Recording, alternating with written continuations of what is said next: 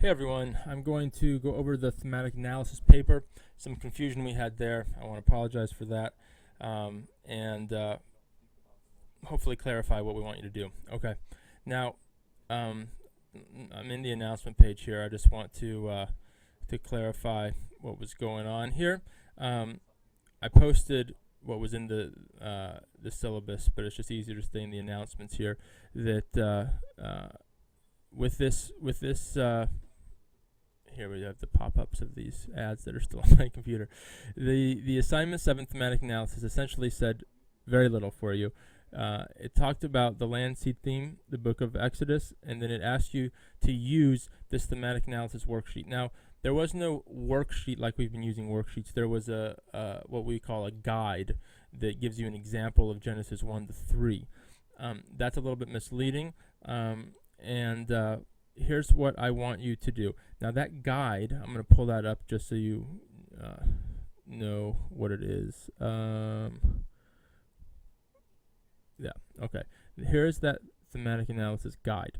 I do want you to read that, but I'm going to adjust the assignment a little bit so that it's just a little bit more simplistic. And this example, this is not exactly what you're going to do, but this example shows you how to do a thematic analysis on a specific passage of scripture, and it happens to be Genesis 1 to 3. Because what you're looking at, is starting at Genesis 1:28, this actually is quite helpful for you, just as you're looking at this theme of land and seed in this assignment. So definitely read this and see how these three kind of steps that it talks about here work. It talks about the first step of gathering data, then the second step of interpretation. The final step is really a summary and application. So in this first couple steps of gathering and interpreting data, it talks about things behind the text, the historical context of the author, symbolic elements, and key question, what presuppositions do we bring to the text? That's huge, all right? And specifically, not just what presuppositions do we bring to the text in general. That's one question that you can always ask yourself. But this talks about what presuppositions do we bring to this particular text, right? So in Genesis 1 to 3, it's talking about creation, evolution, the scientific worldview, aspects of original sin, presence of evil, that sort of thing. Okay. In the text, we've got things to analyze, like genre, repetitions, structure, word plays, chart of phrases requiring further investigation, intertextual references and allusions. Here is kind of a cool thing to see that they show you references in the couple chapters that are being analyzed, where you see similarities. There's passages that have similarities. They highlight the differences and then similarities. Excuse my confusing words.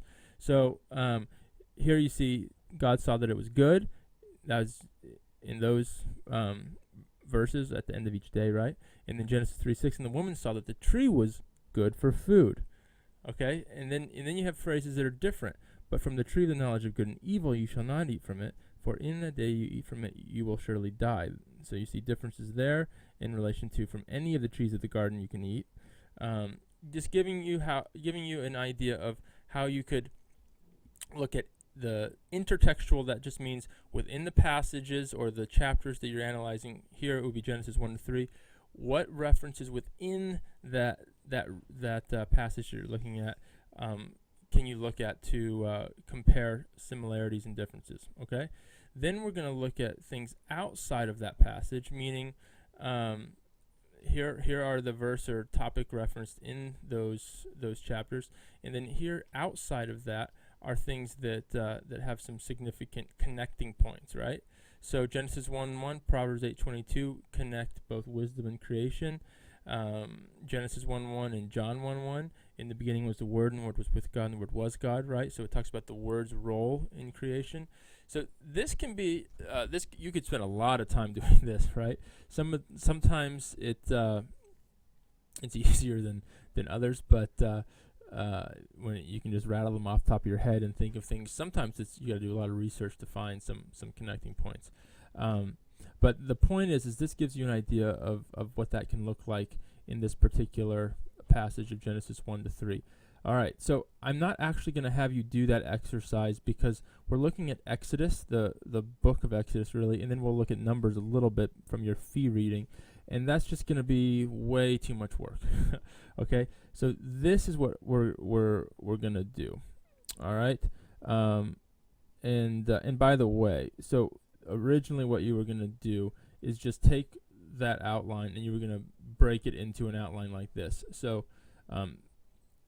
you would have just done these steps: gathering and interpreting data, looking behind the text, the historical context and the symbolic elements. Key question: what presuppositions do we bring in the text? Look at genre, repetition, structure, word plays, chart of phrases, intertextual references, what I just looked at. And then outside the text, a list of references and allusions to the passage in both biblical and extra-biblical sources. And then finally, you would do a summary and application. That is originally how we were going to have you do kind of a thematic analysis using that example of Genesis 1 to 3 as a template. But I think what is going to be more helpful is just you doing more of a reflection. So do not worry about this, what I'm looking at now. This is just to clarify what a thematic analysis would look like and the types of things you would do. That Genesis 1 to 3 example there is still very helpful, and please read that before doing the assignment. But the actual assignment is going to look like this. If I can find it. And there. Okay. So, again, here's the instructions. Trace the land seed theme through the book of Exodus. All right. Connect the significance of Genesis 1:28, be fruitful, multiply, subdue the earth, with Pharaoh's execution of Hebrew babies. Read the brief article on the Old Testament storyline. That is what I just posted into the announcement section of Blackboard. That's this right here. So read that. All right. And then answer these questions in a 4 to 6 page reflection paper. All right. So the first thing you're going to do is you're going to trace this theme through Exodus and make a bulleted list of scriptural references with brief descriptions. So what that means is find all the references to this that can relate to this land and seed theme in the book of Exodus. All right, so you can even Google theme of land or theme of seed in Exodus and see what you can find out and see if that helps you find some of the scripture references in Exodus that relate to the land and seed theme. But I also would love for you to spend time skimming through Exodus and trying to find things and references, and you would just make a bulleted list. Exodus, 15:24, or Exodus 18:39, and so forth, right? And then just give a brief, either quote from that. Give a brief quote from that that passage of the key words that talk about the land seed theme, or give a sentence describing why that passage is significant to the theme. Does that make sense? Okay. And then you're going to answer the question, what is the significance of this theme in relation to Israel's history and the ongoing biblical story? Then you're going to utilize Fee's chapter on Numbers. All right, so we're going to shift to the book of Numbers. Communicate the significance of the land seed theme specifically in Numbers. So that's just you now taking what you did in Exodus and now read Fee's chapter on Numbers. You don't even necessarily need to go back to the book of Numbers itself unless that's helpful for you, but just go read Fee's chapter on Numbers, which you already should have done, and then communicate the significance of that land seed theme as it relates to what goes on in Numbers. And that is just really summarizing it, in a couple paragraphs, okay? And then finally, relate Israel's lessons of divine provision in the wilderness to our current Christian communities and context. Meaning what?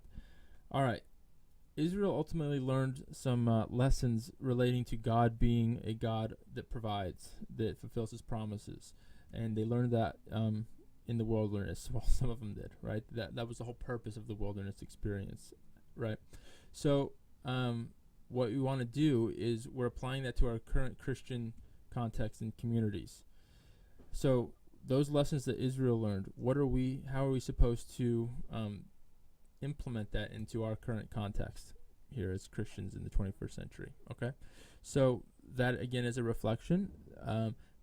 There's not a right or wrong answer, but top marks are going to be given to those who really implement Israel in this reading and the theme here into that application. Okay, that essentially is the assignment. Now, I do want to go and read over this bold section that I put in, because that specifically talks about what we're doing, what to look at here. And I meant to have this in your original reading for this week. It's very short, but this is a very pivotal reading to kind of give the framework for the whole assignment here. So if you want to read the bold with me, essentially it says this: God, He acts as a God of promise, who will bring blessing to His people by delivering them from their current state and enabling them to live a life of obedience in His presence. Okay, in a tumultuous world, everyone is left to defend his or her own interests. There is no hope apart from what may be obtained. Abundant power, wealth, and progeny are the vehicles of hope in a fallen world. It is into this situation that God speaks to Abram, calling him to leave the security and wealth of his family, to enter a foreign land as a sojourner, and to trust Him to provide land, seed, and blessing. All right? Is that framing what we're talking about here? I hope so. Yes? By uttering one promise, God reveals Himself as the true, that's supposed to be focus of hope for Abraham, for his descendants, and ultimately for the world. He takes away all that Abram could depend on, all that the world equates with security, and replaces it with a promise to protect Abram, to give him innumerable descendants, seed, to give him the land of his sojourning, and to make him a blessing to all nations. This promise to Abram, who would become Abraham, is passed on to Isaac, to Jacob, and to the nation of Israel. The promise is given as a part of a covenant. It is this covenant that will define the relationship between Yahweh and His people. Yahweh obligates Himself to fulfill His promises and calls His people to a life of trusting obedience, which we see in Genesis and Deuteronomy there.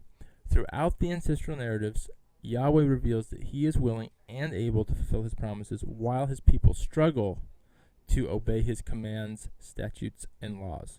Perhaps Yahweh's most powerful performance is revealed in the Exodus. That's why we're looking at Exodus.